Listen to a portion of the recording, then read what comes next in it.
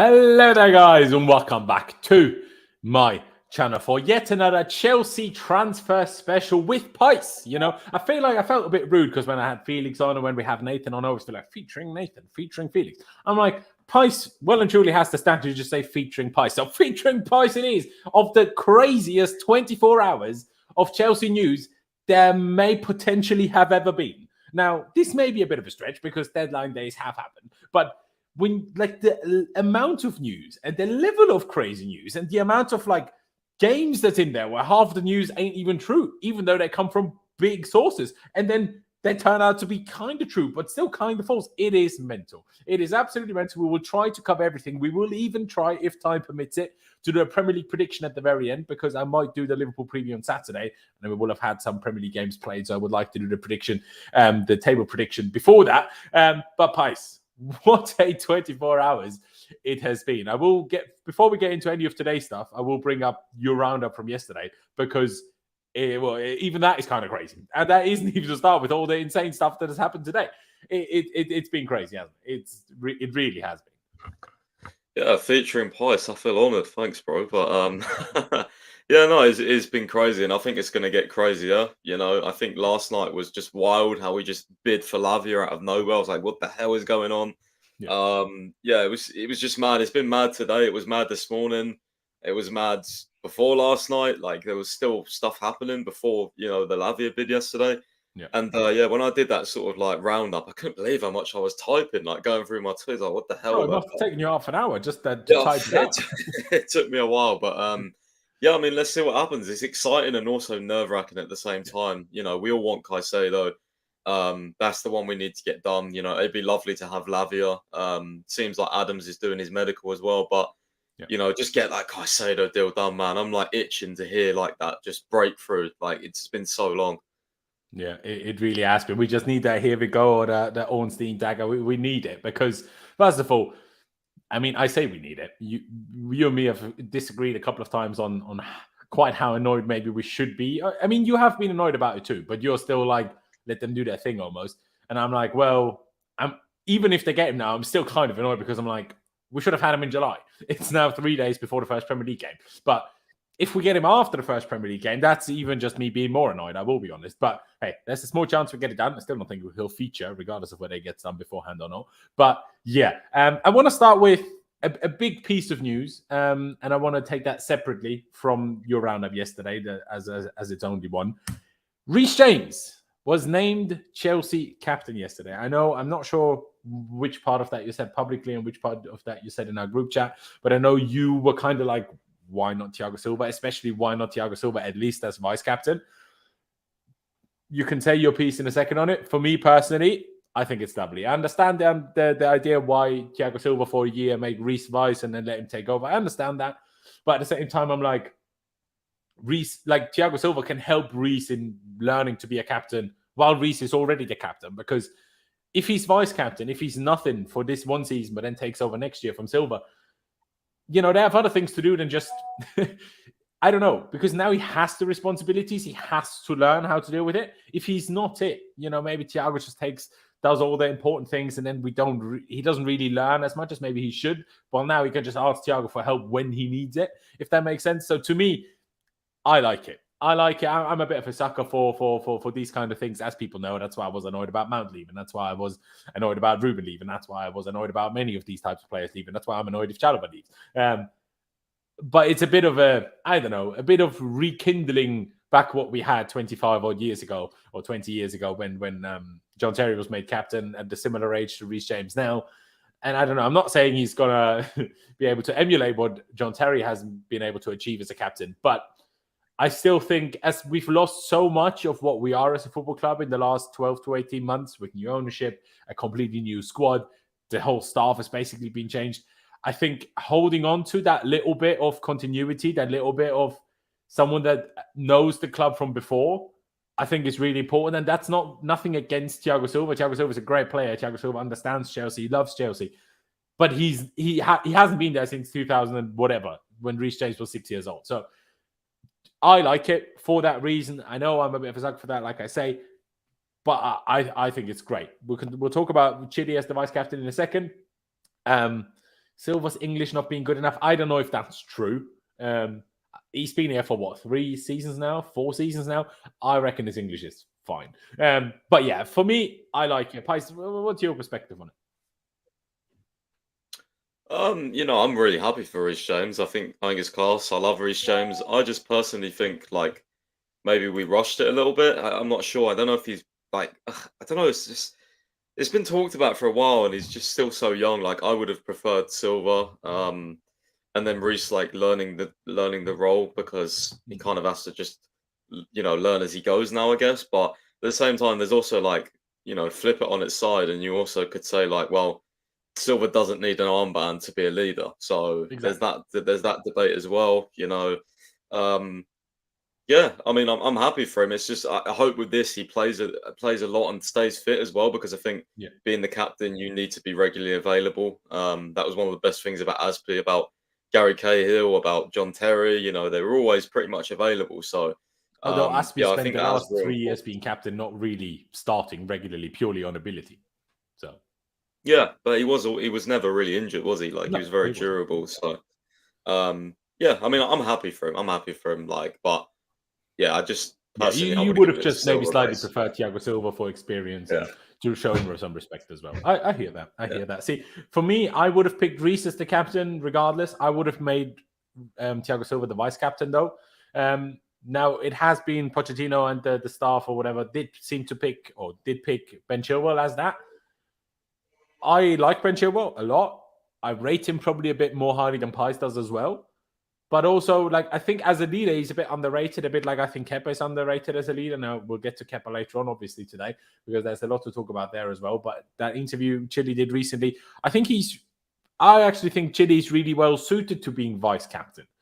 But I do understand the point that you could have just made Silva vice captain for now and Chile take over once Silva leaves. I agree with that. But at the same time, it's not big enough of an issue, in my opinion, that I need to complain about it, if that makes sense. The way I see Silva, the way I think he is, I don't think he has a problem with this at all. I wouldn't even be surprised if Poch involved Thiago Silva in this decision. Now, of course, I'm purely speculating. I don't know this at all. But yeah, that's my perspective on it. The Chilwell vice captaincy is... That kind of hit you more the wrong way, right? Like Reece, you don't mind as much, even if you would have preferred Silva, but with Chile, you're not that happy with him. Am I right in saying that, Pais? Yeah, I just personally, I don't understand it. Personally, He doesn't strike me as a leader. I mean, maybe he'll prove me wrong, but yeah, I don't know. I would have gave a couple of weeks. Yeah, I do, but like it almost felt a bit like him just advertising himself for it. Like I don't know if he's a natural sort of. I mean, I guess with Spies, I don't know if he's really got those instincts in him. I'm not sure, but yeah, it's weird as well. Like one of the reasons why I'm not sure on Reece is he's not an outgoing character. Like he's not really a talker or a speaker. Yeah, do you think? I don't know. I'm judging by what I've heard from other players. Like Broja was talking about how when he got injured, Chile was like talking to him every day, calling him every morning to see how he's doing. There was all the other new players. A few of them were talking about how like Chile was kind of the first one they kind of got on with and got them involved in things because he's so open and so like,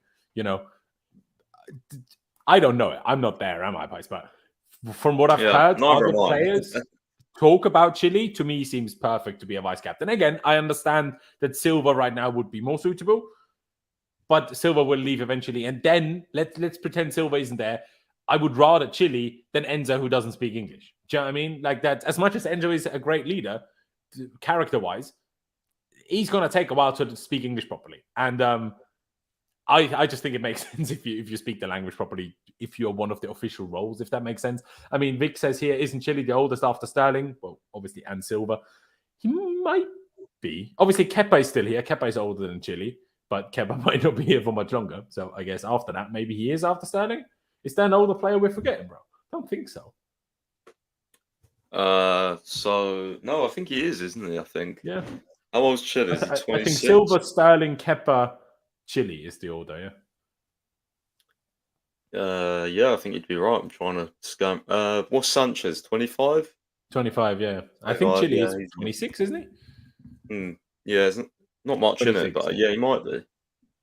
Yeah. Yeah. I found it crazy yesterday. I watched the interview when Reece James did, and he was like, I'm going to try and help the younger players. Bro, you're like 22 yourself.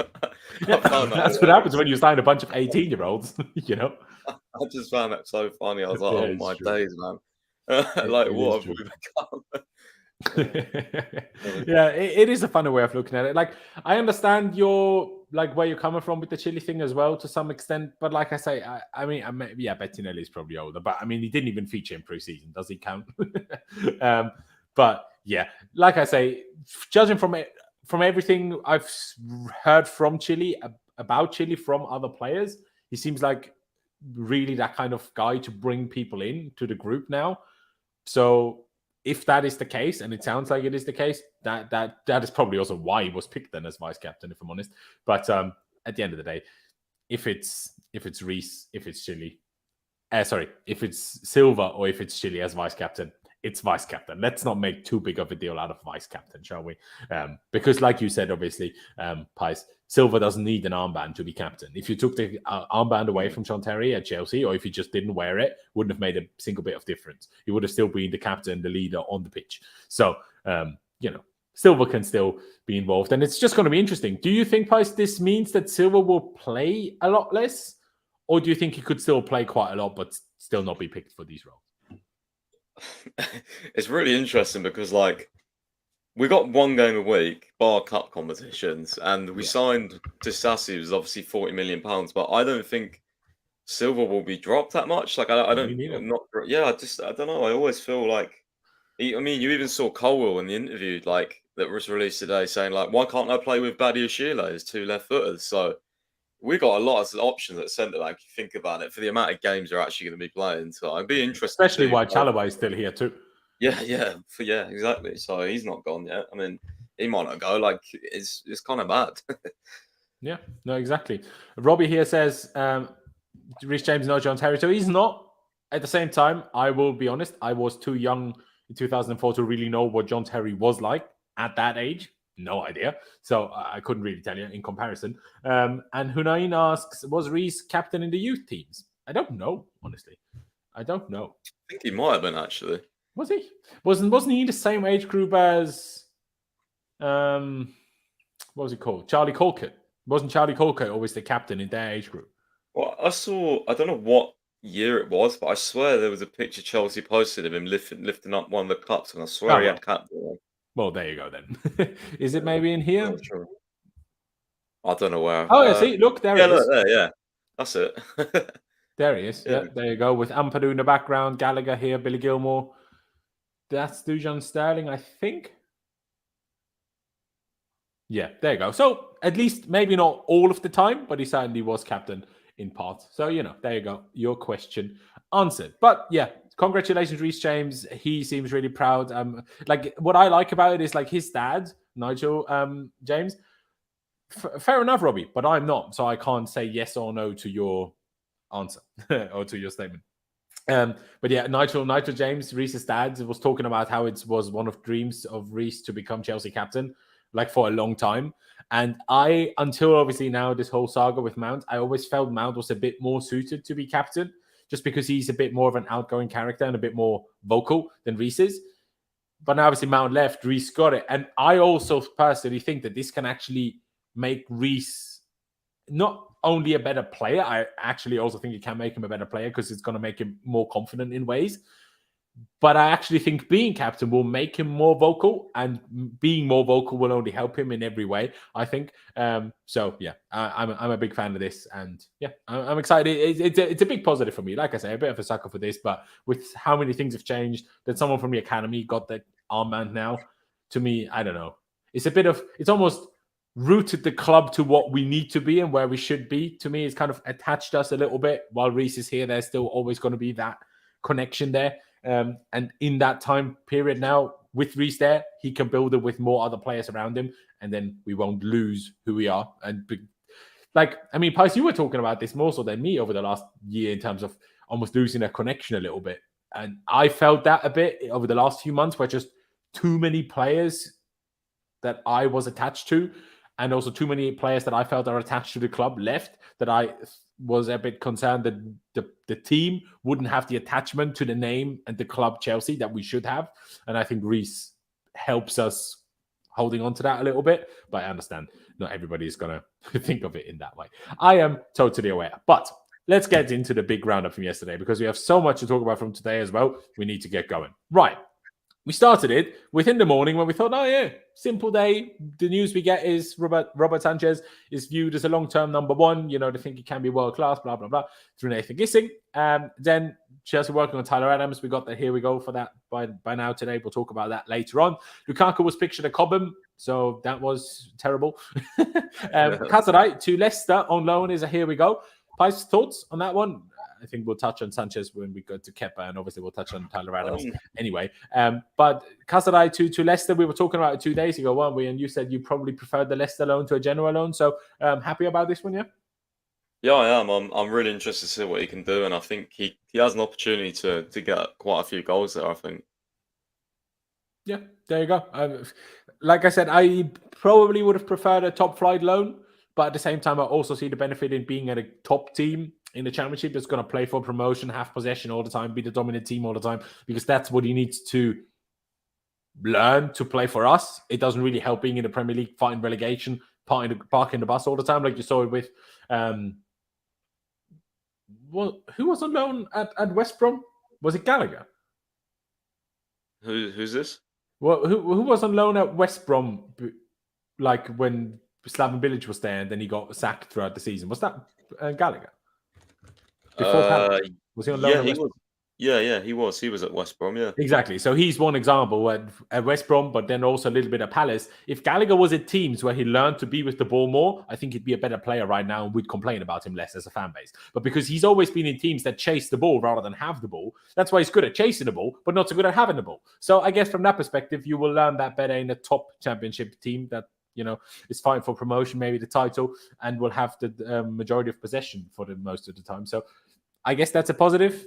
Do you agree with that, Pys, that maybe if Gallagher was in more possession-heavy teams on loan, he would be better right now? Or do you think I'm stretching this one?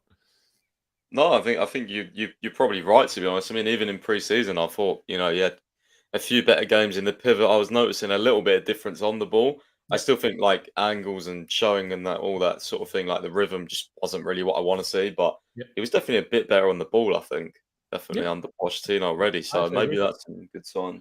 I guess that was also, you would see his development from last year. As much as we always think about once you're at Chelsea and stuff, but he was still young last year. That was his first real season at Chelsea. And I think he had the most appearances of all players. Obviously, most of them off the bench. But in total, he had more appearances than any other player did last season, which is kind of crazy when you think about it. Also, a sign of why we finished 12th if Gallagher plays the most games. But I mean, we'll see what happens with Gallagher, especially with the midfielders we're linked to at the moment. I don't really expect him to still be here by the end of the window, but we'll have to wait and see. Next bit on the roundup is João Felix, that is. He's open to return to Chelsea, but Chelsea haven't changed their position on him. So, you know, we'll see about that one. Not really much to add. Reece officially named the new Chelsea captain. We talked about that. Chilwell is vice captain. We talked about that too.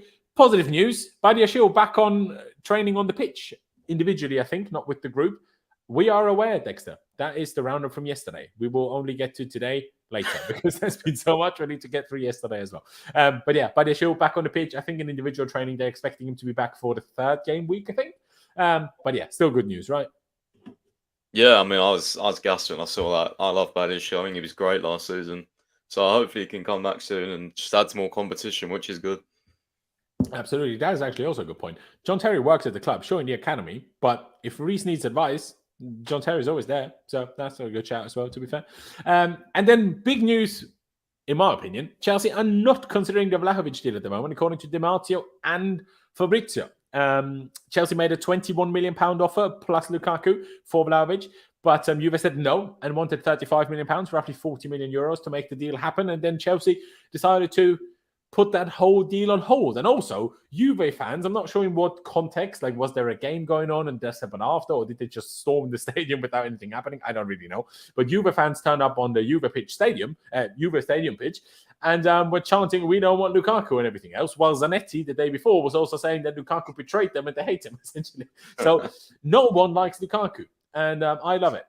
So I'm a big fan of this. I'm also a big fan of the Vlahovic deal not happening. I know you're not as much of a fan, Pies, but at the same time, if you were, as much as you would have liked Vlahovic to happen, in terms of needing a different or wanting a different style striker and whatever, I think even you would probably agree that £35 million plus Lukaku is too much, right? And if they weren't going to budge from that, then it's probably better to stay away. Or do you disagree with that?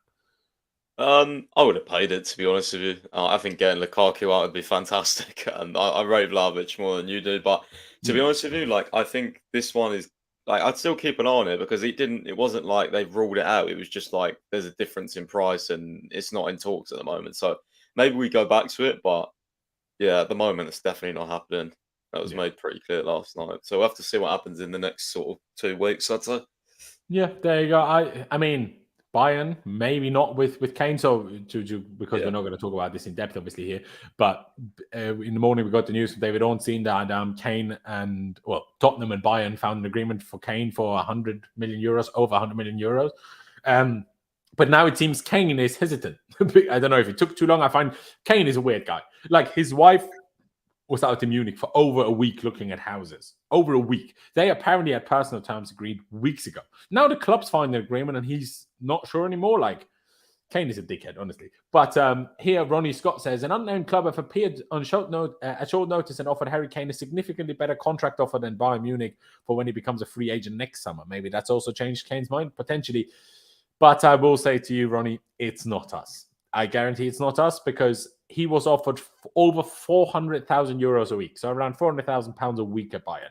We are not offering significantly better than that. Absolutely no chance. So, yeah, I can absolutely rule out that this is us. I can say that. But yeah, Sue asks, is Adam injured? We will get to that. Dexter says he's not. I think he is. But again, we'll get to that. The next bit here is Chelsea closing in on Caicedo. Honestly, now at the moment with Jacob Steinberg, I'm not sure how serious I can take what he says because my guy's flip-flopping all over the shop more like an actual flip-flop. So I just skip over that one for the time being. But embarrassingly, we were already in the round 2 of the Carabao Cup draw last night, and we were drawn at home to AFC Wimbledon, which, I mean, I guess for some fans, they would have preferred an away game to a new ground and stuff. But in general, obviously, with the history with AFC Wimbledon, it's quite an interesting tie. So, yeah, not too bad, right, Pies? Like, to start us off an easy cup round, you know, not Man City in the first round. Obviously, we couldn't get Man City this time, but, you know, still better than having Man City in the first cup round like we did last season. Yeah, I mean, I always like it, like for the other teams as well when they get to play a big team. I think it's cool. Just hopefully we don't have a repeat of Bradford a few years ago when we lost 4-2. That was embarrassing, but yeah, no, I should expect we beat them comfortably. You would expect so. You would expect so. I mean, I would say, we're going to play a young team, but honestly, we're going to play a young team every game we play. That's just us now, a young team. Ricky says, hey, didn't get a notification. YouTube being fraudulent as usual. YouTube, absolute mugs, really. Still hit the notification bell button, ladies and gentlemen, because more often than not, the notifications work. So please subscribe, hit the notification bell button, and smash that like button for me as well. Let's get to at least 150 likes. Just one click of a button. It doesn't cost you any time or any money. It really helps me out, and I'd really appreciate it as well. So that would be wonderful if you could do that. Mike P says, if Kane turns down Munich, maybe that's when they'll go for Caicedo. Possible, I guess, Mike, but at the same time, they still need a striker desperately. I mean, they did last season without a striker. You see how that went. I mean, I know they want to tighten it, but that was because of Dortmund being absolute morons and not Bayern being any good. So I still think they'll have to prioritize a striker. But we'll have to wait and see what happens. We will have to wait and see. Next bit of news from yesterday. Kepa and Bayern is advancing. Tuchel's request. We'll get into more details of that in a second. Chelsea have a big dream to sign Caicedo before Sunday so he can play or be unveiled to the fans, according to Fabrizio. Again, we'll have more updates on that. And then the big one from yesterday. Chelsea bid for Romeo Lavia emerged. First call by Alex Crook. Alex Crook is from TalkSport, isn't he? And then Alfie Howe's echo, then backed up with £48 million figure by David Ornstein and Fabrizio Romano. Now, especially after what we've heard today with the Caicedo stuff, obviously, so I'll bring it up in a second, but today we then in the morning or midday heard Liverpool outbid us for Caicedo, according to Matt Law, even though that might be completely false. But we seem to actually have made a bid for Lavia. But 2 million under the valuation that we know Southampton gave Liverpool.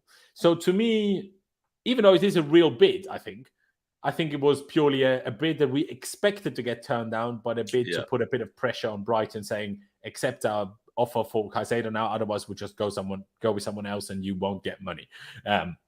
That's how I see it. Because Tyler Adams is already done. We'll talk about that in a second as well. It would just make no sense to buy Adams, Lavia, and Caicedo. It just really wouldn't, would it? So to me, I take this as trying to put pressure on Brighton. Do you see it that way as well, or do you see it differently, Pies?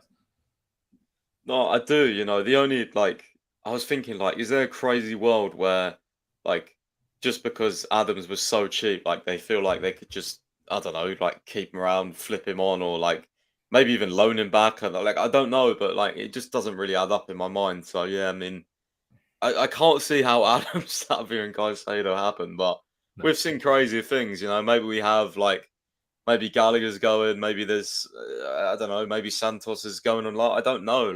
It's weird, but that bid was definitely real. And it's just what do you think of that deal? I agree with you. I think it was the bid was more not a briefing, but more like a tactic. And I think you've seen this morning.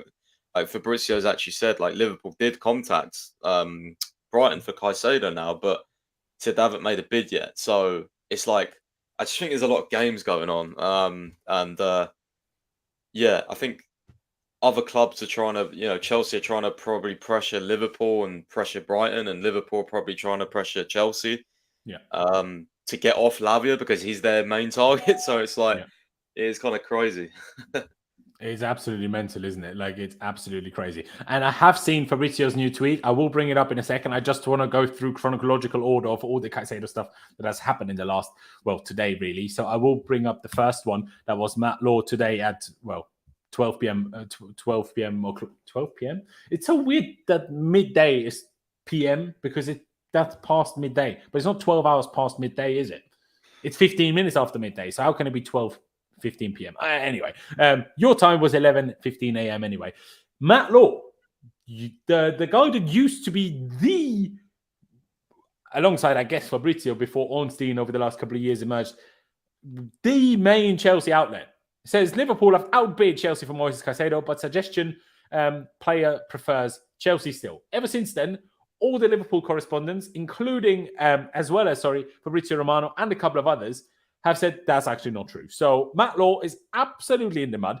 But when this happened, I think all of us kind of lost our minds a little bit, didn't we?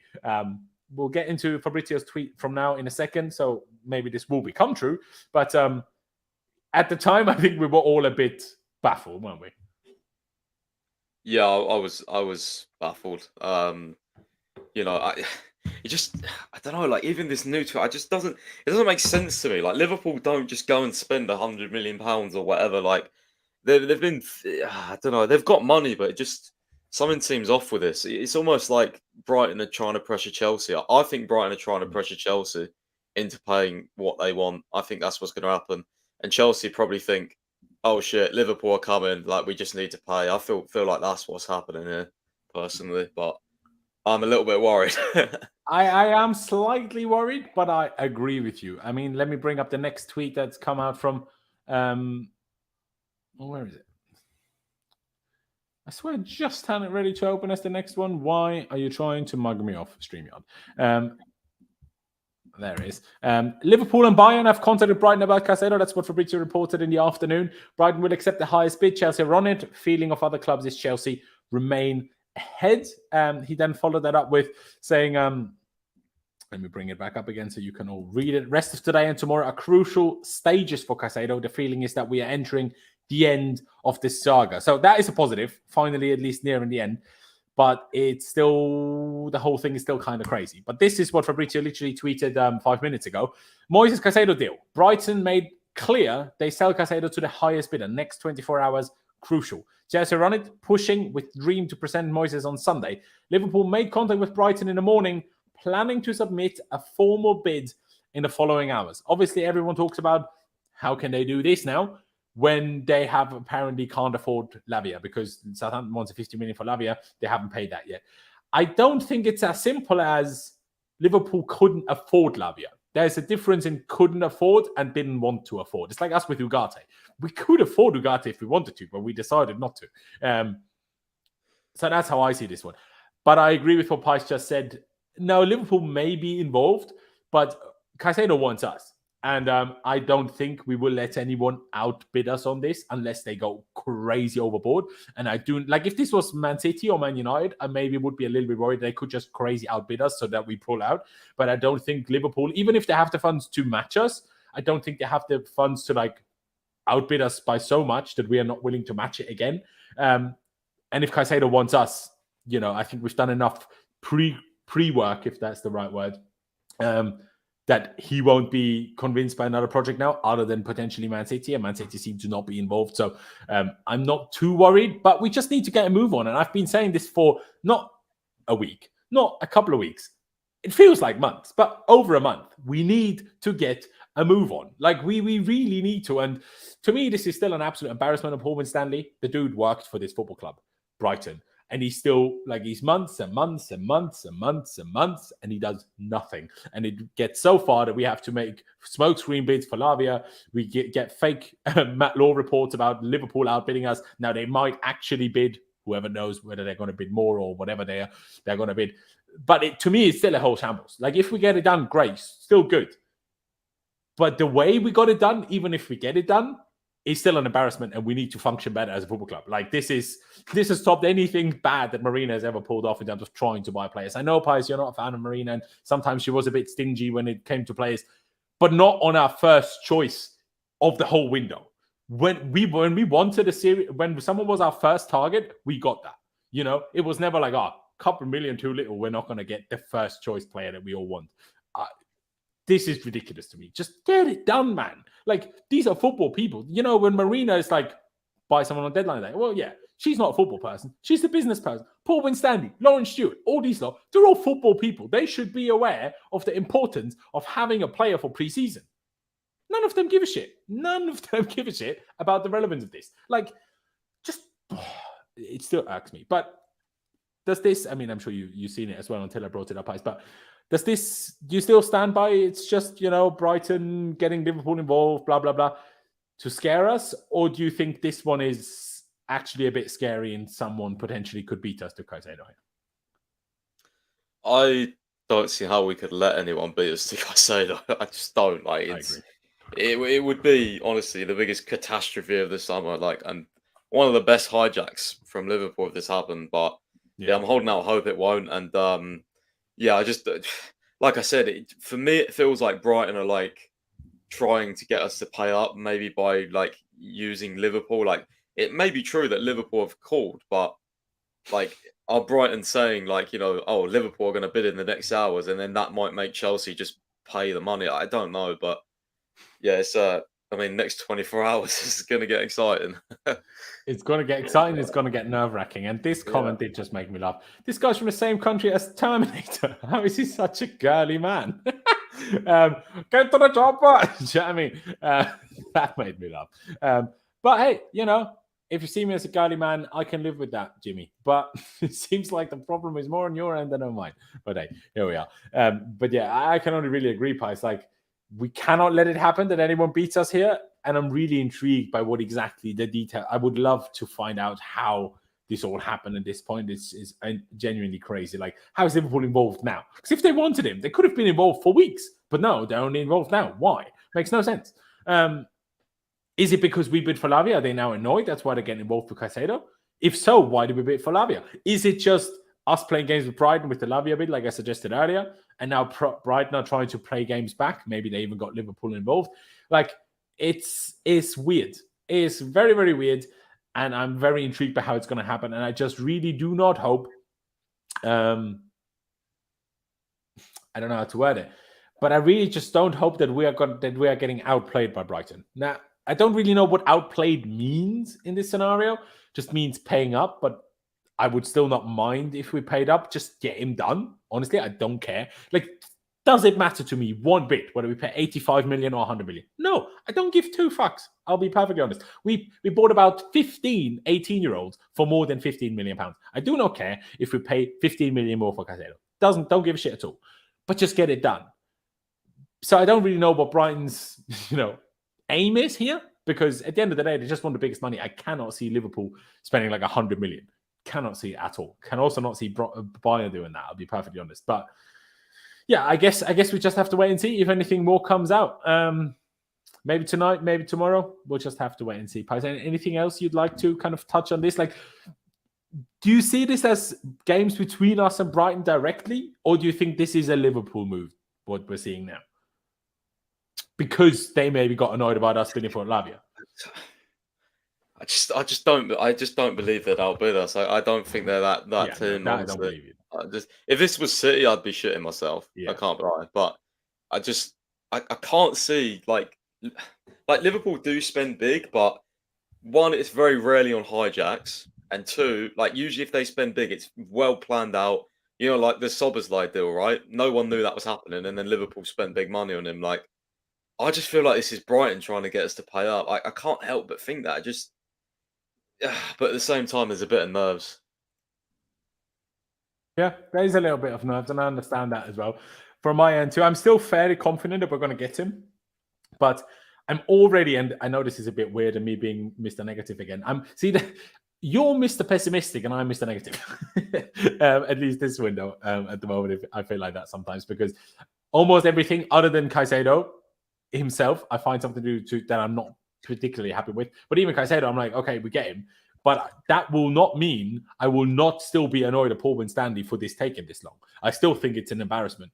Even if we get him, it's an embarrassment how long this took. And I will not go away from that. I absolutely will not go away from that. 26. All right, Freezy.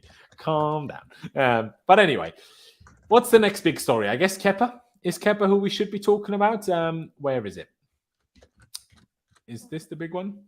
Well, this was from This was from earlier today as well. And then we got kind of a more detailed update from Fabrizio saying we're in advanced talks. But yeah, initially from Pretty Goal, obviously, German reporter Nathan Gissing, who worked together via... Did they both work for the Marzio? Or not, whatever it is. Bayern has officially submitted a loan plus option to buy for Kepa. Also, we should add on this note, Thibaut Courtois tore his ACL.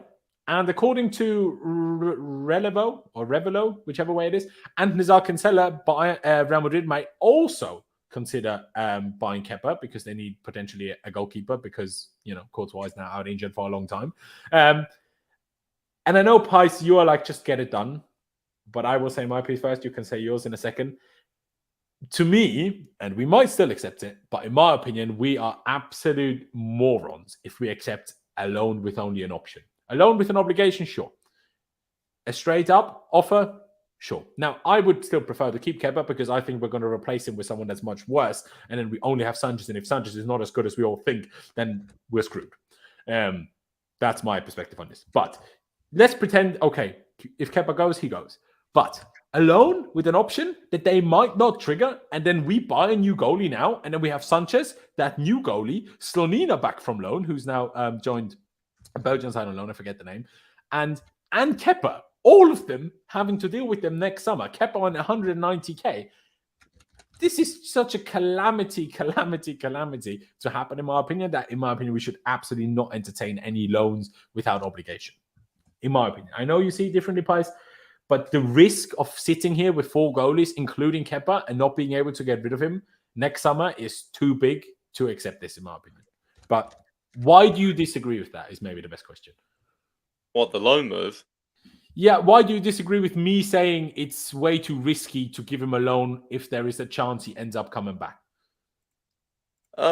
Well, because he's gonna like. Would you rather him stay this season? Like, I don't know. Like, he's gonna be like I would. people.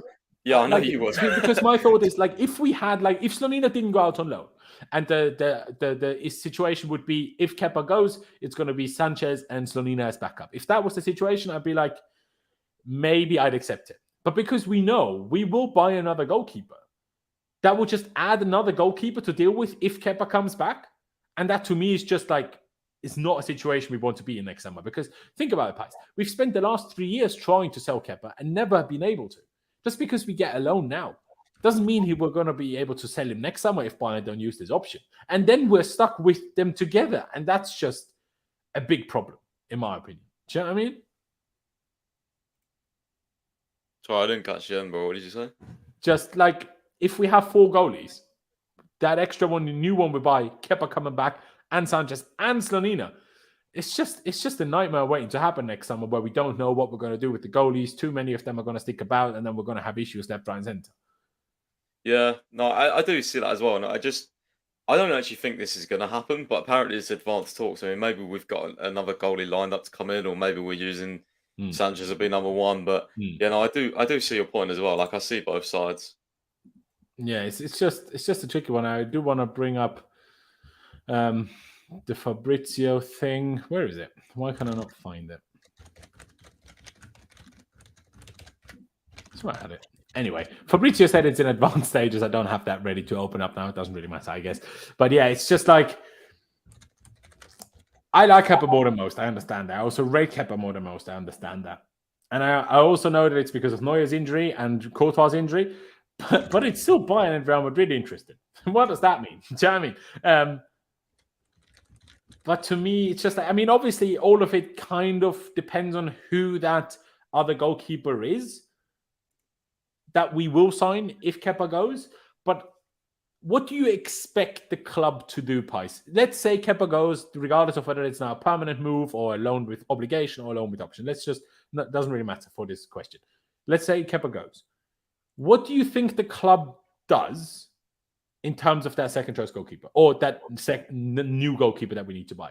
Because for me, I expect the goalie to buy a clear number 2 and make Sanchez the clear number 1. And that is then a drastic downgrade on Kepa. And like I said earlier, if Sanchez isn't as good as people are hoping for, then we're in big trouble. Because then we've essentially turned from Mendy and Kepa to Sanchez and a clear number 1. And that to me is a bad move. Obviously, if we went for a more serious goalkeeper like a Gregor Kobel or like Mamardashvili, I also see as a backup to Sanchez, and I would arguably find even more pointless unless we're like, okay, we see whoever's better and we sell the other one, I guess. But do you see what I mean? Like, it just worries me. And the way these owners and directors have acted so far, I do not see them going for a proper big goalie now. And I just think they're going to buy some shit goalie as a number 2. And then we just have to have Sanchez in every game. And we have to hope he's good. And we have nothing to go off, really, whether he's going to be good for us or not. And that, to me, is worrying. But what do you think they do if Kepa goes? Like, what type of goalie do you think they sign? I don't know, because like I feel like they might go for like a number 1, but then like Sanchez is on a 7-year contract, and I think like there's been reports obviously they view him as the number 1. So if you buy someone, then it obviously blocks that. So I mean, maybe they'll get someone in on loan to compete with Sanchez. I don't know. Maybe that could happen. We're quite fond of doing these loan deals when no one expects us to. You know, we usually do want to win. They never really go well, but other than but we are fond of a loan deal, so maybe that will happen. But yeah, they've definitely got, like, they wouldn't let, especially because we haven't had much interest in Kepa. If they let him go, then they obviously know exactly what they'll do. And to that question, I usually would say yes, but I spoke to a Forest fan and he said he was pretty crap last season. So if he's bad for Forest, I don't know if he's going to be much good for Chelsea. Well, but if we loan Navas, I wouldn't expect Navas to necessarily start. But if we loan Kepa only with an option, then if we only get a loan goalie ourselves, that would be more acceptable for me, because if Kepa doesn't get bought by Bayern, we also don't have that extra goalie that we buy now because it's only a loan and they will go back. And then we are still there with Sanchez and Kepa. So that would leave us in a little bit less of a bad situation. So I'm not necessarily saying it needs to be Navas, but someone on loan, I wouldn't mind. Like I say, Navas wouldn't be the worst, but I haven't really watched him at Forest, so I have to go by what you just said. What did I say here? Navas is 36. We need a long-term solution. Bro, we just bought Sanchez. First of all, that is your long-term solution. And second of all, we are not buying a goalie better than Sanchez now, in my opinion. Now, you could argue that Kobel, who we are apparently interested in, obviously the Swiss Dortmund keeper, you could argue that maybe he is better than Sanchez. It's up for debate. He was probably one of Dortmund's best players last season. Similar level, I would say. Kobel probably better goalie. Sanchez better with his feet, maybe. But I'm not an expert on either yet. But yeah, it's a tough one. It's a tough one. Steve says there has to be an obligation, buy and loan top players and send them back. Look at Cancelo. Very true. Very, very true. Buy Chesney. How about no? The man spent 10 years at Arsenal. How about we don't buy him, huh? The only thing I'll say is I'm surprised that neither Madrid nor Bayern, well, Madrid might do, but that Bayern haven't looked at De Gea in this situation because he's a free agent. So I'm surprised they haven't looked at him if they're actually questioning whether Neuer will ever be back properly. Now, I know De Gea is really bad with his feet, but first of all, it's the Bundesliga. Second of all, like, does Tuchel care? He played Mendy. So clearly he doesn't care that much about the goalie not being good with his feet. So I'm surprised they haven't looked at De Gea. Also, I want to a little dig at Mr. Tuchel, right? What a dickhead are you, by the way? Like, when you were here, you bench Kepa all the time for Mendy, and now you go to Bayern, you're like, you know who I want? Kepa. Where is this logic coming from? I don't understand. I genuinely don't understand. And the only reason why I would see that logic is because I think Tuchel likes Kepa's character and leadership, especially as a number 2, because that's what Tuchel experienced Kepa as. But that to me suggests that they expect Neuer to be back at some point. Now, he had another minor operation where they had to take a metal plate out of his foot because he had pain when kicking the ball. So he will be out for another couple of weeks, but it wasn't a surgery. They just took the metal plate out, but it still takes a couple of weeks, obviously, for the scar to heal and the muscles and tendons around it, obviously, to be fine around the foot. But I still think they expect Neuer to be back if they sign Kepa and not someone like De Gea. But then I'm surprised of the reports that Kepa is down for it. Now, obviously, he's not guaranteed to be number 1 at Chelsea permanently either with Sanchez now. But if Neuer comes back, he's guaranteed to be number 2. And I'm surprised he'd be down for that. Aren't you surprised at all by that, Pies? I know you just want him gone, but when you look at his perspective, aren't you surprised by that? Because surely they would go for someone better than Kepa if they thought Neuer wouldn't ever be back properly. Yeah, I don't know how many years Neuer will continue for as well. I guess that's the thing, but yeah. I'm surprised it's Bayern Munich, to be honest with you. I mean, it's clearly a Tuchel request because I think that was what was originally reported by Sport 1, I think. So, yeah, I mean, that's why they're in. But, you know, there's been talk of Real Madrid on loan. I think. Sorry to jump in on that. But even I know Tuchel recommended him, but I the only way I can imagine, or the only reason I can imagine Tuchel recommending him is because they're looking for a good number 2, not because they're looking for a number 1. Because Tuchel clearly doesn't rate Kepa as a number 1. Otherwise, he would have used him as a number 1 at Chelsea. Do you know what I mean? Yeah. Yeah, it is a bit strange. It is a bit strange. I don't think it will happen, but if it do you does, not think it will happen at all, or just under current conditions? Because, like I say, like you said, Fabrizio said, obviously advanced stages of talk. So who knows? Yeah. If we get an obligation, I think it will happen. I know we've asked Bayern for an obligation. So, but why would they do an obligation though?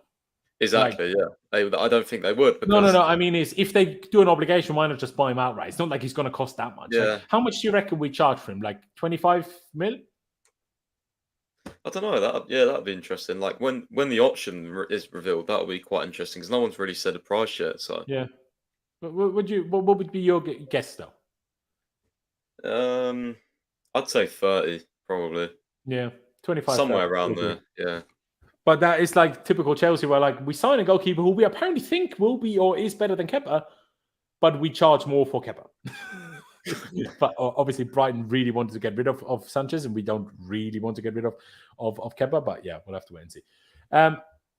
Hold your horses, mate. I will remember you. I will remember you because I don't think so. But let's wait and see what happens on that. And we will get to Tyler Adams in a second, but let's just bring up Nizar Kintella's tweet that happened as we are live. Lewis Hall's new contract, as reported by Felix Johnson a couple of days ago, has now been confirmed by Nizar Kintella, saying he signed a new 6-year deal with an option for an extra year. Now expected to sign for Crystal Palace on a season-long loan, but he won't likely be able to play for them this weekend. Okay. But yeah, we've discussed him going to Palace as good, bad thing, whatever. But the 6-year contract is what I'm most happy about, I'll be honest, because there was obviously some talk from Felix initially that there might not be a contract extension. And would have slightly worried me. But with the 6-year plus 1-year contract extension, I'm very happy with that extension and the loan. What about you, mate? Not so happy on the loan, but I'm happy he signed a new contract. I think the plan will probably be next summer to, if he does play left back, of course, like if he is going to be molded into a left back and continue there, then I think the plan will probably be to sell Cucurella next summer and bring Lewis Hall back. I think that would be ideal. But yeah, let's obviously hope Cucurella has a good season, but I just don't think he will. So I think that's probably the current plan, and obviously giving him a new 6-year contract usually indicates that he's in the club's plans, and I think he had like 2 or 3 years left anyway. So yeah, interesting. Hopefully we've given him, better money, I suppose, as well. And yeah, I'm really interested to see how he does, because like I have mixed feelings. Like Roy Hodgson is like not really a manager I rate, but he's got a lot of experience at the same time, and that can be good for young players. And he works at Palace. I think Roy Hodgson is a terrible manager everywhere, but at Palace. At Palace, he just somehow works. I don't know why, but I feel like he just does. Yeah, and they've obviously lost quite a few players. I mean, they lost Zaha, which is absolutely massive for them. That's such a big loss. So I hope they don't get into a relegation scrap. Although I feel like Zaha, the last 1 or 2 seasons, hasn't been as good anymore as before that, or am I wrong on that?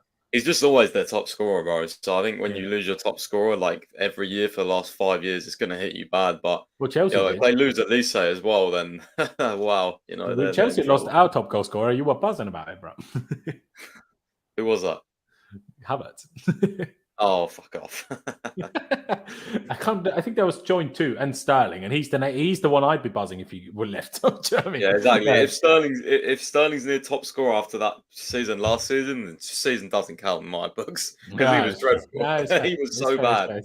And like Werner was always near top scorer for us. It made no sense because he was awful. It's just depression. We've just had pure depression other than those 4 Champions League ties in 2021. Otherwise, it's just been pure depression ever since 2019, really. So that's fun. But yeah, shout out Nizar, by the way. As Ali says, let's appreciate Nizar's comeback. It's been doing better and better. So shout out him. And then I guess we need to talk about a signing as well. A signing, I don't mind as a signing. I think it's a decent signing, but doesn't get me off my seat because we haven't signed the first choice midfielder yet. So I'm never going to be buzzing about any signing that's a backup before we have signed the first choice. But yeah, Tyler Adams to Chelsea, here we go. The relegation clause worth £20 million has been activated today. Agreement reached with players' agent in London over personal terms, and now medical tests will follow after 10 days negotiations. Deal now done. Fabrizio then later also confirmed that yesterday was the first part of the medical, and today should be the main part of it. New player, good player. I have a question for you now, Pais. Do you think Tyler Adams is better than Loftus-Cheek? Well, I don't know. They're different players. I think Loftus-Cheek's a better footballer, but Adams is the better defender for sure. As a defensive midfielder, yeah, I hear that. Because I saw someone saying, why are people talking about it's a 20 million, like 20 million makes it a good deal? Because I'm on that kind of bandwagon where I'm like, 20 million is a good deal. But would I be happy if we signed Tyler Adams for 40 million? No, I wouldn't be. I'm only happy because he was so cheap. But what does that tell me? Do I think he's that good? No. But I think he's a good backup to have. Is he better than the backups we had last season? As purely being defensive? Yes. As a total player? No. So, yeah. But in general, I'm quite happy with it. He seems like a good player. He seems like a very hard-working player. He seems like he's obviously also captain of the USA national team, so brings a bit of leadership. Also compared to, no, it wasn't actually completely out of nowhere idea. I was talking about this to someone on Twitter earlier. That's why I was thinking of it. But yeah, captain of the national team. So brings a bit of experience. At least he's 24, which is still young, but compared to all our other signings, he's kind of old. So, that's a bit of experience in there at least, even if he didn't spend that much time at Leeds and also got relegated. So I'm not sure how useful that Premier League experience really is, I'll be honest. But yeah, in general, I think it's a pretty decent signing. I'm not going to complain about it. The problem is, and the question is he injured or is he not? Because as far as we're aware, he is injured. But Nizar Kinsella, who we've also just given a shout out to for kind of having a bit of a comeback this season now that he's not with the what was the publication he was working for before? I forgot again. ESPN, wasn't it? No. Goal. That was it. Because before he joined Goal, he was better, but now he kind of lost it again. Then he lost it a goal, and now he's back a little bit. But he's talking about he might debut on Sunday, but he's injured, isn't he, Pice? Oh, Adams, yeah, he is. Yeah, I'm pretty sure. How confident are you of that? Do you genuinely think Nizar just had a howler when he said he could debut? I think so. Yeah, I think he had a howler. Yeah. Fair dues. But yeah, in general, thoughts on signing him? Good depth. A little bit worried about what it means for Ugochukwu we've just signed, but yeah. Well, he'll go no, won't he? Weird. But yeah, no, he's good depth. He's a good player, really good defender, scrappy player as well. Likes to win a tackle. Bit of shit on him as well, which I like. He'll get stuck in. He's got a bit of attitude. He's US captain. He's played for Leipzig. Yeah. So he's played well against Chelsea as well a few times. So I'll be interested to see how he does. But I don't think you really go wrong with that price as well, especially the clause. You probably negotiated it and that sort of thing, maybe. So be interesting to see what happens with him. Exactly, and it'd be intriguing to know his wages, but still, I don't mind that. And also, a lot of the American fans that might have left my channel as subscribers and watchers due to Pulisic might now stay. So great news. As much as I do kind of often find the American fans a bit annoying. And yes, Khalid, I will bring you back on. Trust me, I will, mate. But it's I will give you a chance. But it's just been so busy and so on short notice so often that I haven't really come around to it. I do apologize. But I will make it happen. I promise. I promised you that. And I will give you that chance to redeem yourself. But yeah, I think in terms of main news, that's kind of it. I guess I didn't highlight this, but yeah, just to confirm Nizar's report that Real Madrid are weighing up the loan offer for Kepa. Let's wait and see. Let's wait and see what happens there. And the last thing I want to do today now, because we are about to enter the Premier League season, is a Premier League prediction. Me and Pice are going to do this. Let's see whether we come back to it at the end of the season. We're going to do it on the BBC website. If there's other better places to do this, someone please link it to me and I might switch to that one. But yeah, ladies and gentlemen, we also have around 400 people watching still. So please subscribe if you haven't already. Every new subscriber counts. So please do hit that subscribe button. Really means a lot. Help me get to 20,000 subscribers as soon as we can. Take 18 first and then we get to 20. Make that happen. And hit the like button, because how many are we on? We are currently on 97 likes. You've done okay, ladies and gentlemen, but there's 400 of you here. Let's get to 200 likes, 150 at least. All of you go down below now, hit that like button, and really helps me out. I'd appreciate it. But Pice, are you ready for a Premier League prediction? Yeah, let's do it. I think this will be really interesting. It will be. Shall we start from top or shall we start from bottom? I would like to start from bottom if you're down. And work our way up. All right. Yeah. 20th. Thankfully, we can scroll through all of the teams because otherwise I bloody forget one. But 20th, who do you reckon finishes bottom? And I would say we go back and forth. So you say the first here, and then I say first and the other one, and then we just discuss. Okay, yeah. I'm going to go with Sheffield United. Sheffield United. I'll be perfectly honest. These, other than Burnley, I don't really know much about how good Luton and Sheffield are. So not really. They've lost their two best players. Let's just say that their fans are not happy. Yeah, that is a very good point. I think Sheffield United is a reasonable shot. I won't even disagree with you. I think I'll put them there. I do want to pick one kind of a slight shock kind of relegation, but I'm not sure who is best suited to that. Now, I would say Palace, but now Hall is going there, so I'm not going to say that. Fulham is not going to happen. Could it be Everton? Could Everton be a shock relegation, Pice? What do you reckon? Not for me, no. Okay. I reckon Forest just about survived last year. I don't think they will this year. What do you think? Can I see the teams again? Go on. I mean, you've got Bournemouth as a relegation shout. You've got Burnley as a potential relegation shout, but I think they'll do quite well. Everton, potentially. Luton, potentially. Forest, potentially. Maybe Wolves with the whole manager calamity. Yeah, I'm gonna go Wolves. No, So actually, I'm going to agree with Wolves, but I would put Wolves yeah, at yeah, 18th. yeah. I was gonna say 19th. I'm going Luton, You're going Luton, not Forest.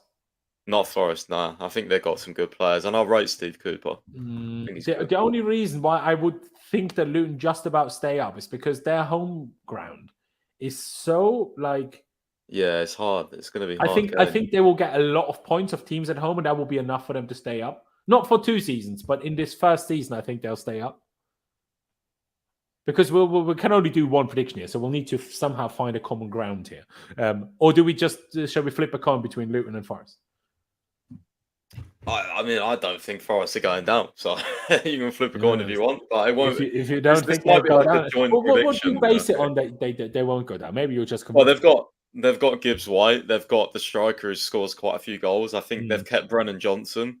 And it's for me, it just depends with Forest because I know I've got a Forest mate, and it just depends. Like if Steve Cooper plays really attacking like he did at the start of last season, then I think they'll struggle to like gain points at the start. But what they did towards the back end of last season is they started playing quite pragmatic, fight at the back, and they were really hard to beat. And their home ground is bloody hard as well. They can get really good atmosphere at night games.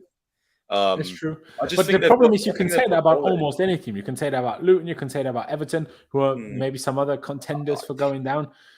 I think it'll be close. But I think they've got enough goal scoring quality, is what I'd say. I hear you. To be honest, you have slightly convinced me. So let's put Wolves 19th then, because we've both agreed that they might go down.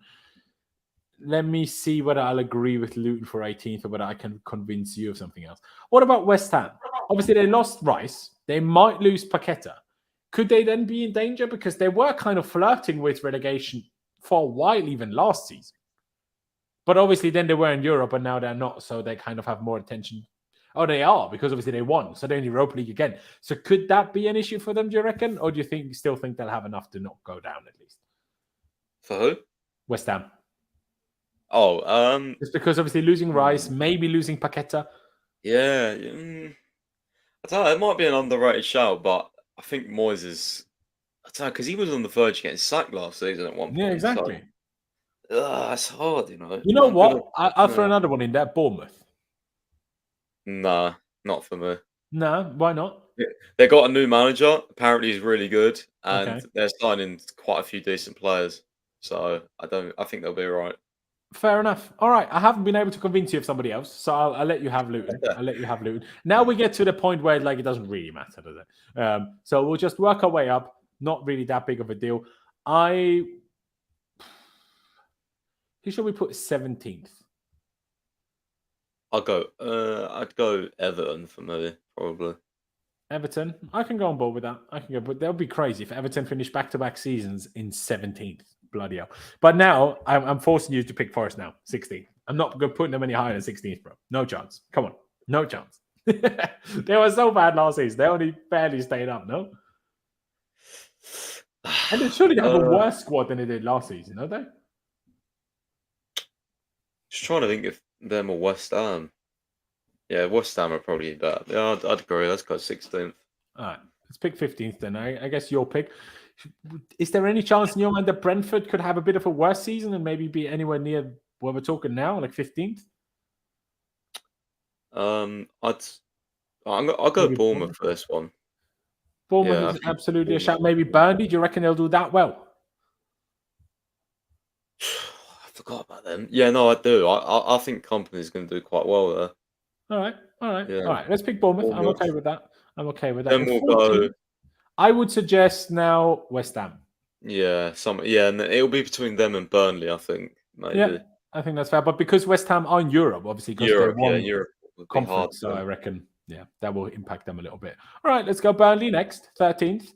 12th, the position we finished in last season. Let's hope it's not us again. It's bloody hope for that. What do you reckon? I really want to say Brighton. Is there any way in which you can imagine Brighton finishing 12th? Nah. No, me neither. I reckon Palace will be a shout for 12th, you know? Yeah, Palace. I actually think Palace might actually finish lower than that. Yeah, Who would you swap them with? I'd swap them with Bloody hell. Difficult, isn't it? Yeah, it really is difficult because I don't even think those. Like, I don't think any of those teams below will finish where Palace would put Palace. So, No. uh, I mean, Everton can have a good season. Everton could easily finish 12th, but they could easily also get relegated.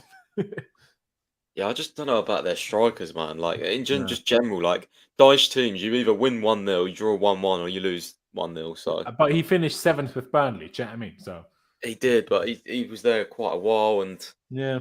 I don't know. Maybe Let's we're a put bit harsh on Everton, but I don't like him, so. uh, let's put Palace there, but I think they could, like, I don't know. Yeah. It's difficult. Obviously, between 12th and between 12th and 18th, to me, it could be any order almost. Yeah, no, it's always like a few points between it usually. Exactly. What should we pick next? 11th? Maybe a shout for Fulham? Brentford? One of them two, I reckon. Fulham's a shout.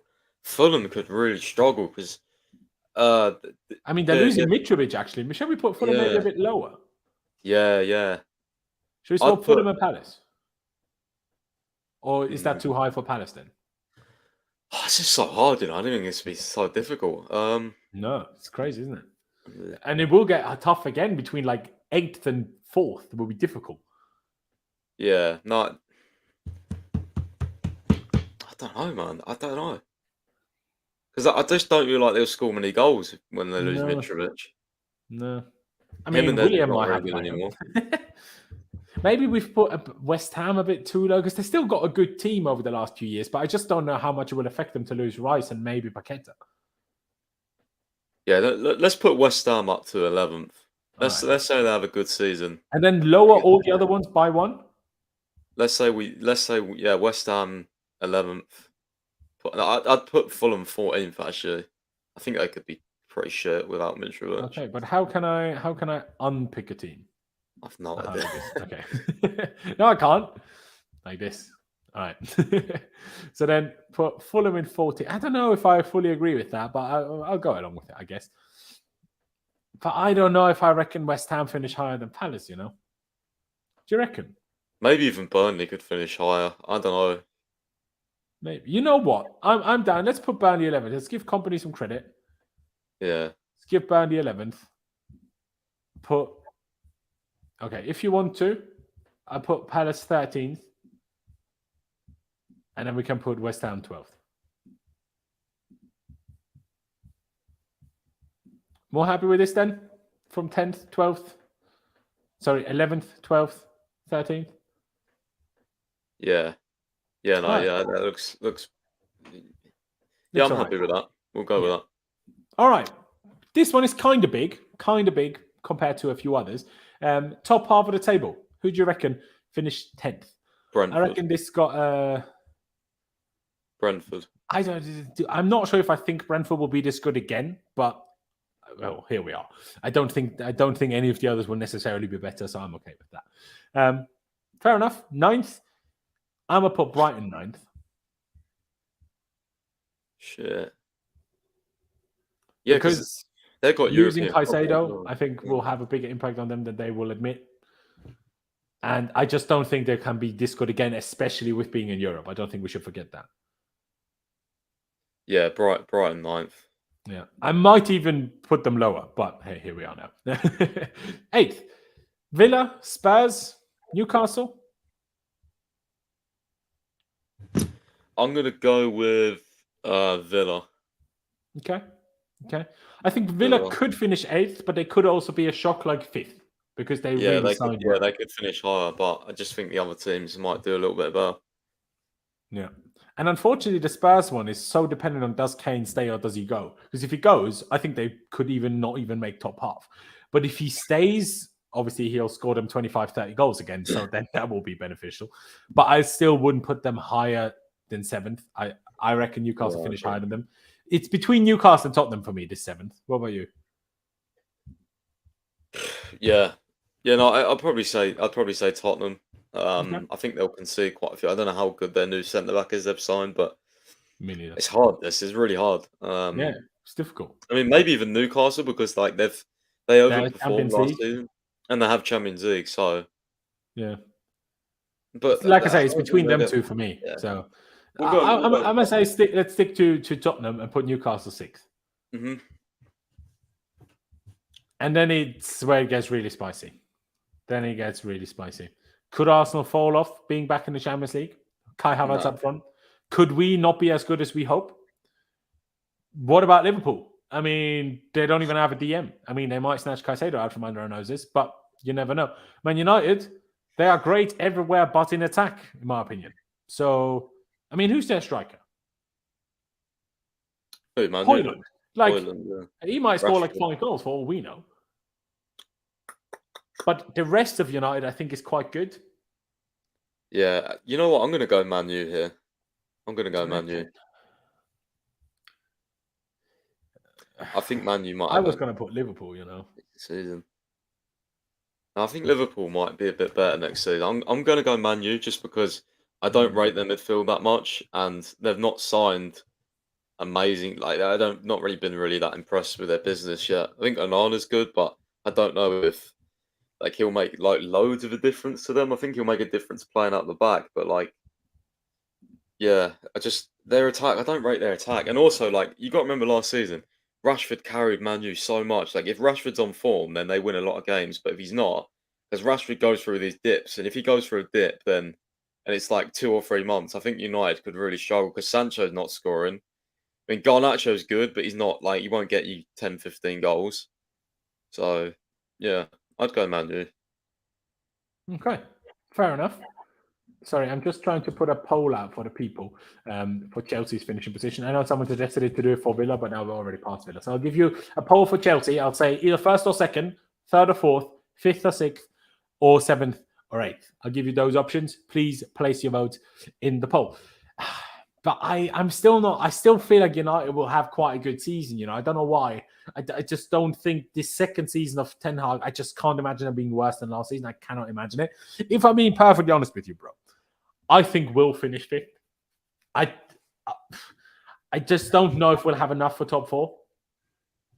I think we will have 1 game a week. And we get That is a Caicedo, and we get a new attacking mid. Like if we get the business done, we want to. Yeah. But we might also not have Caicedo. Yeah, well, we'll this finish is the 12th thing. Like again. this is why I don't like doing these until the window's over because This is why I like the idea to shut the window before the league starts. The problem is the other leagues didn't want to play along. If every league did this would be the best way to do it. Deadline day being tomorrow would be the best thing to do, in my opinion. But yeah. if the other leagues have it open for a month longer, then obviously you're giving yourself a disadvantage, and you don't want that either. I'm still going Man U. You know, I will make us flip a coin between United and Liverpool because I'll let you not have Chelsea, but I'm more Liverpool than United, so I'll flip a coin. I'll put heads for United and tails for Liverpool. Okay. Okay. Yeah. Go on then. When I say flip a coin, I will ask Siri to flip a coin. Hey Siri, flip a coin. It's heads. It is heads. It's So always that is heads. United then, right? Man United. Yeah, there you go. All right. Do you see us in 4th? Because I don't see us finishing higher than 4th, I'll be honest.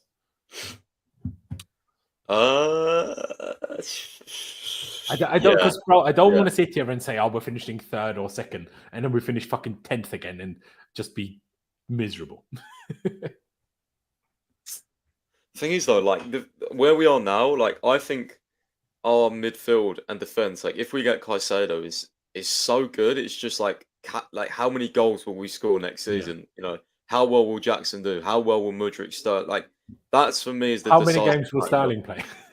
Yeah, you know, like that for me. But also, how many injuries will we have? Exactly. Yeah. You know what? I'm gonna go Chelsea 4th. But no, you know what? I'm gonna put Arsenal 4th. Nah, there's no way they finish 4th. No way. What a banner, you know, they always finish 4th and that. I hope they do, but I'd be shocked. Yeah, no, I agree. So will you put Arsenal 2nd and Liverpool 3rd? Liverpool 3rd. No, you're not telling me Arsenal win the league. Come on, bro. City will win the league. I think Arsenal will win the league this season, yeah. Nah.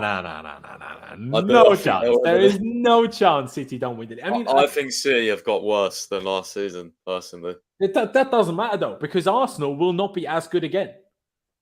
I think they will. Like, I know they have a better squad, but they will not be as consistent again. Because last season wasn't normal, if that makes sense. Who's to say they haven't learned from last season's experience and will be better for it? You know? Who's to say I'm to say? Because I hate they play Arsenal, against City. no, We say no. You know what I think? I'm sorry. You know why I say I have to take channel control. I refuse to put Arsenal back. We can put it into context. If they won the treble last season, if they win the league again, it's just be ridiculous. Yeah, I hear that. Complacency could happen. Complacency is the only thing that can stop City. But I'm not putting Arsenal first in a prediction. I should refuse to do that.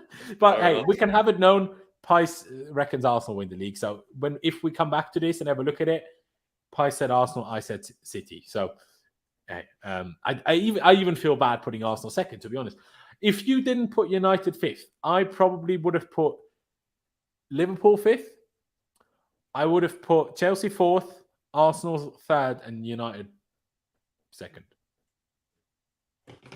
And I'm not sure on the basis of what, really, because I don't really rate United's attack. But that same thing can be said about Arsenal, because they have Havertz, Gabriel Jesus, who made them play well, but didn't really score that much. So, like, they have their two main forwards are not going to score that much. So that's why I'm not sure I give Arsenal another real chance, if I'm honest. Do you know what I mean? It's so difficult. I don't know.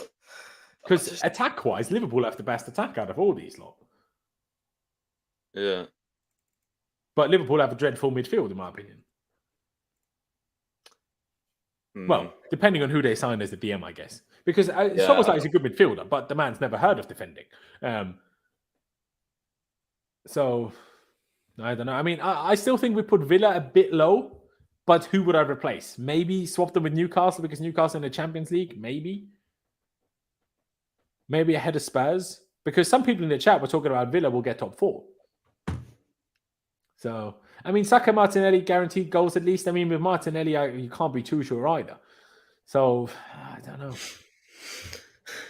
I'm pretty happy with this. Yeah, I think it's okay. Let's go through it one more time and then we'll round this one out.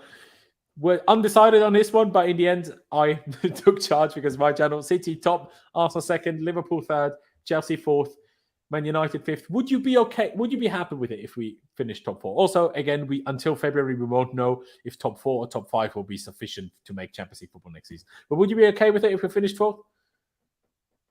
I'd be delighted. Yeah. I'd be delighted. Getting back in the Champions League would be amazing. Exactly. I mean, I'll say it again. For our squad, I don't actually think it would be that bad if we had a season of Europa League before going back to the Champions League. But obviously, we all want to be back in the Champions League. I want to as well. But if we happen to end up being in the Europa League, I think that wouldn't be the worst thing either. That's all I'll say. But yeah, United 5th, Newcastle 6th, Tottenham 7th, Villa 8th, who I think we have done maybe slightly harshly, but we'll see. Brighton 9th, Brentford 10th, Burnley 11th, West Ham 12th, Crystal Palace 13th, Fulham 14th, Bournemouth 15th, Forest 16th, Everton 17th, and the 3 relegation teams being Luton Town, Wolves, and Sheffield United. Ladies and gentlemen, in the chat, put your top 4 and your bottom 3. Put all of you in one chat, in one message, put your top 4 and your bottom 3. I'd be intrigued what you guys have to say. We'll go through a couple of those and then we'll round this one out. Not the longest stream because it's just myself and Pice today, even though we had insane amounts of news. Did I miss anything while we were now doing all of this? I didn't, did I? No. All right, ladies and gentlemen, let me see what you guys have put and also what has come out of the poll. But yeah, I'm just waiting for you guys to answer. Athaf says Arsenal and Newcastle won't finish top 4. I mean, hopefully, but Spurs without Kane top 6. I agree with you, but we don't know if Kane will leave. There's suggestions that Kane might have decided to stay. So let's see. But if he leaves, I agree they'll come 8th. And Villa will come higher then. But yeah, let's see. Ladies and gentlemen, please put it in the chat. I need you guys to act quickly. I know it takes a second for the chat delay. Maybe you also need to decide. That could be it. Well, we're going to do a preview ahead of Liverpool. And, we're obviously going to try to have Pice on because he's going to be at the game. So he can't be on the stream straight after the game. But how are you feeling now ahead of the Liverpool game? Obviously, we haven't got Caicedo done. We're fighting, seemingly, Liverpool for Caicedo. how are you feeling ahead of that Liverpool game? You confident? You scared? Is it going to be another one of those draws? Because Chelsea and Liverpool always seem to draw. What do you reckon? I mean, I'd say it's a draw. I think we'll cancel each other out. I think it's going to be high scoring. Are you asking for a prediction or no? Just like how you're feeling about it. Yeah, no, I'm confident. I think we're going to come out. We're going to come out guns blazing. You know, we're going to really press them, and hopefully we catch them off guard. Hopefully they're not quite ready. You know, their defense has been pretty arse in pre-season, but I was just about to mention that bald man is going to ruin the game 100%. He did against Spurs when we played them, you know, close to the start. Was it the second game or something? Like, I can just smell something dodgy, just like a dodgy red card for us or something, which is never a red. I don't know, some dodgy VAR call, or I don't know. You know, he's just such a prat. He he needs to be investigated. Honestly, I can't believe he's still with man. Fucking refs our games. Always against Arsenal and Liverpool. It's always them two, isn't it? And just the fact that he didn't manage, didn't ref one of our games in ages last season after that incident, and he just comes back at the start of this season. I just forgot it existed, and he just, honestly, it's so bad. People, Chelsea fans who don't understand, you need to understand. Do you not remember this guy, bro? There was a whole. I need to find it one day. There's literally. I know the Arsenal Cup finals, both of them. United games, 15 cup games. Remember when Maguire kicked Batshuayi in the balls? You remember when he sent off Alonso, even though he was fouled by the Spurs goalie? Like, what is even the wrestling tackle by Maguire and Aspie? Wasn't that Anthony Taylor as well at Old Trafford? Yeah, and then obviously as recent the Cucurella hair pull. I mean, it's just James red card at Anfield. Even though I think by the FA Cup one where Kovacic got sent off for winning the ball, a second yellow. You remember that one? Yeah. Oh my days, bro! This guy's the worst ref. 100%. Yeah. Oh, the worst ref, or so good that he can on purpose always screw us over. But hey, I'll open a few of these chat messages from messages from the chat in terms of top 4 and bottom 3.